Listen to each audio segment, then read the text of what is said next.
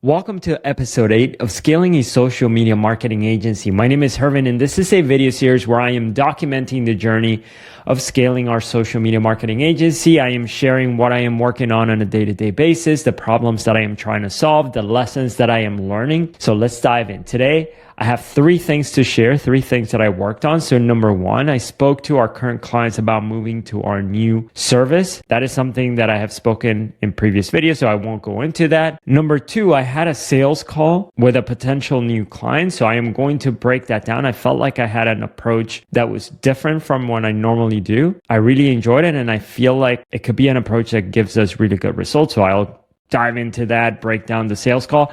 And then number 3, I've been writing a script for a new VSL, so a new video sales letter, to send people after they attended a demo, a strategy call, meaning a sales call with me, but didn't buy. So they had the call with me, they didn't sign up. So what I am doing is at the end of those calls, if somebody doesn't buy, I'm going to schedule them for another call. And as part of the reminders that I am going to send them to show up for that other call, I'm going to ask them to watch that video that goes over, essentially addressing the objections that people have so that they could then sign up. So let's dive in. Let's go into first the sales call. So I'll start there. And so the first thing is that this sales call wasn't with the decision maker. So there were 2 employees who showed up for the call, 2 employees who work for this business owner. Now, granted, it was a qualified lead. Like, these are people that have a business that I know we can help for sure. But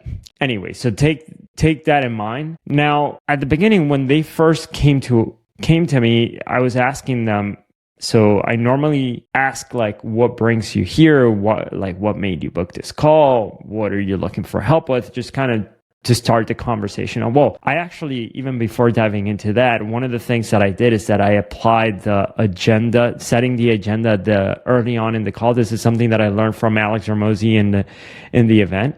So at the beginning of the call, I said, like, hey, before we dive into this call, I just want to let you know the agenda for the call. Does that sound good? Yeah, cool. So, I want to make sure that our program is a good fit. So I'm going to ask you a few questions to find out where you're at, what you need help with, to see if we can even help. And then number 2, if we can help, then I'll tell you about our program and how it works and how it could potentially help you. And then number 3, if this sounds like something that you are interested in and you would like to move forward with, then we'll talk about pricing options and the next steps to move forward. Okay, so something like that, just setting the agenda. At the beginning, that worked well. And then from there, I asked them, okay, so what made you book this call?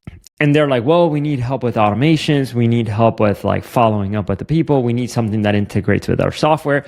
And immediately I was like, oh man, like these people are just looking for help with automation. I don't think they're going to, if all they are is looking for a software. First of all, those don't tend to be the highest value clients for us. And then on top of that, we become a commodity. So let me explain.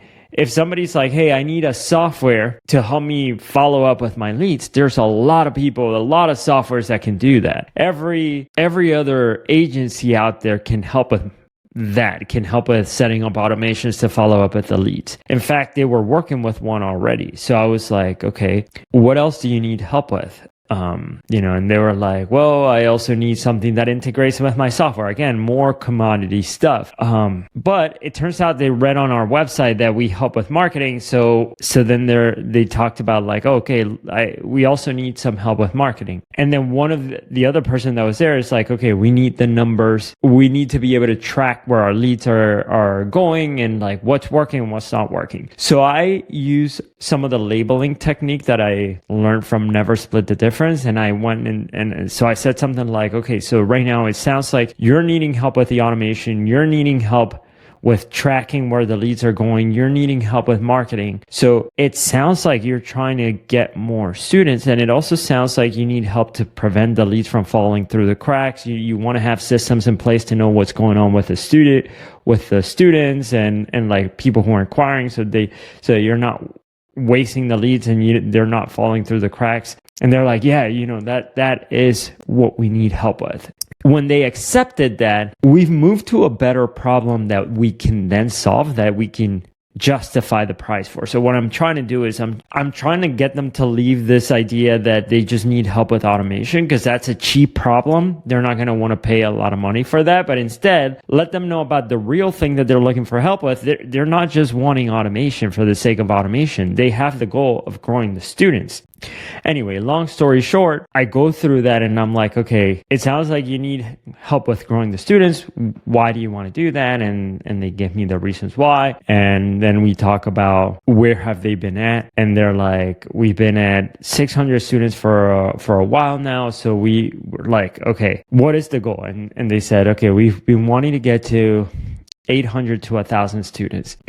So I said, look, you guys are in a great place. You don't have any marketing, you don't have any systems in place, and you guys are doing awesome. You guys are at 600 students. To go to the next level, I'm going to walk you through a plan that can help you get there. Would that be okay? Yes. Okay, let's dive in. So I walked them through this plan right here. So I pulled out my iPad and I wrote this down. I asked them, how are you bringing in students currently? And they said, we're bringing in people through Facebook advertising, word of mouth, and website registrations. And I'm like, okay, so when somebody registers on your website, they're like, oh, they just pay and then we reach out to them personally. So that's something there that they felt a pain point with. They're like, we're having to spend time reaching out to people manually. So that's something that we need help with. I'm like, okay, cool.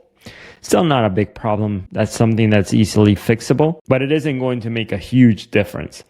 So then I asked them, okay, how much money are you spending on your ads? And they're like $5 to $10 a day. Okay, cool. So not much of a budget. What happens there? What happens after people inquire from the ads? And they're like, okay, people go to our website. And then, okay, so what happens after people go to the website? They click on a chat widget and then they get in touch with us. And then what happens there? Then we have a conversation with them manually. Okay. And then what happens there? If they're interested, we send them a link to register and then they enroll. And it's like, great. Okay. And then what happens through word of mouth? It's like we either call them. So they either call in and then we tell them to go to our website and go through the same process, or they just go straight to their website and follow that same process. So it's like, okay, now this is where I felt like the magic was. It's like, okay, look, you want to get to this goal, but it sounds like right now, here's what's happening. You're spending money on advertising and then you're sending people to a website. So you're already losing $5 to $10 a day on ads that aren't working for you. Because when people go to your website, we live in a world where people get distracted. And so they go to your website, they may not know what to do and leave. So you're paying for ads that may not necessarily have even a chance of working. And then on top of that, even if they are working, you wouldn't know, because it's like somebody who comes from word of mouth can also go to your website and register. So you don't know whether the ads are working or not, whether this is a waste of money. And they're like, yeah, that's a big problem. It's like, okay, so that's number one. So right now there's money being wasted on ads. And then from there, I said, what I would recommend is just sending people to a lead form where we can capture their information. So that way, you're not sending people to the website, you're sending people to a place that is specifically built to make it easier for people to inquire. This is going to help you get more leads and know whether the ads are working or not. Does that make sense? Yes. Okay, cool. From there, when somebody fills out the lead form, instead of having this manual conversation, what we're going to do is you're going to have an automation text them automatically within 1 minute. Because we want to catch people while they're still excited. And they're like, yeah, that makes sense. And then it's like, instead of having this conversation, so then I asked them, I'm like, okay, during this conversation, if somebody stops responding, what happens? It's like, no, we don't follow up with them. So I'm like, awesome. Okay, so that's money being lost. So if somebody doesn't respond, what we're going to do is you're going to automatically follow up with them. So I walked them through this game plan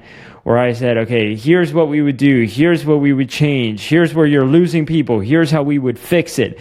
And I walked them through this game plan. Like, I drew it out for them. And when I went through this, they were like, yes, this is exactly the plan that we need to implement in our business. This is what we've been waiting for. And so with that in mind, like, that was like the level of understanding of like, this actually makes sense. This plan actually like made sense to them and they could see how this could help them. Just in general, like even recover the leads that they're losing, and then also gives them a plan for how to grow their businesses. Because I kept tying this back. I'm like, hey, look, your goal is to get to 800 business to 800 students, instead of spending $5 to $10 a day, you're going to need to spend 15 to 20, maybe closer to like 30 or 50, because that's going to give you enough leads to talk to. And then from there, here's how you want to do this thing. So like I made them see like they're going to need to spend money on ads. I walked them through the process of what it looks like to advertise in general. So yeah, overall at the end of this, they saw this game plan and they're like, man, this makes so much sense. So it was awesome to get them to see how it clicked for them. Now, given the fact that they're not the business owners, so they don't make the decisions, but like for me, at the very least, even then, like to the fact that they were able to see with their own eyes and understand how this all worked makes me feel more comfortable that they're going to like want to push for this. Anyway, maybe I'm talking here and I'm completely wrong. Maybe they say like forget this plan and like, but if I played you the call, they seem very excited about it. And the last thing that I want to, so without going into even further more detail about how the call went, that's something that I did today that I felt good about. That call, like I've never done that. I walked them through a plan and I felt like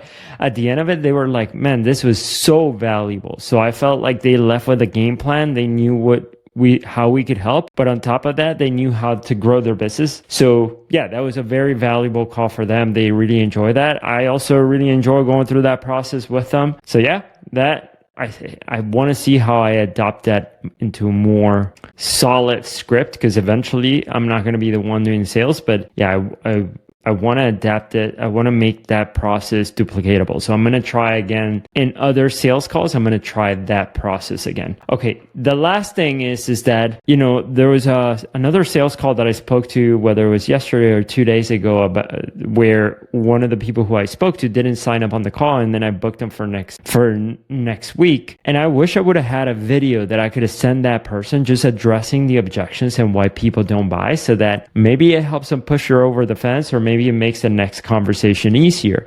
And that's what I worked on today. And this was another idea given to me in the event by Alex Ramosi. It's like you want to have a video sales letter that people watch before they speak to you. And if somebody doesn't buy, then you want to send them a video sales letter addressing objections and showing them proof that it works. So the questions that I thought I needed to answer are these, like, it's not the right time. I don't have the time. I don't have the money. It's too competitive in my town. Ads don't work for me. I don't want to give people a bad experience. I don't want to grow.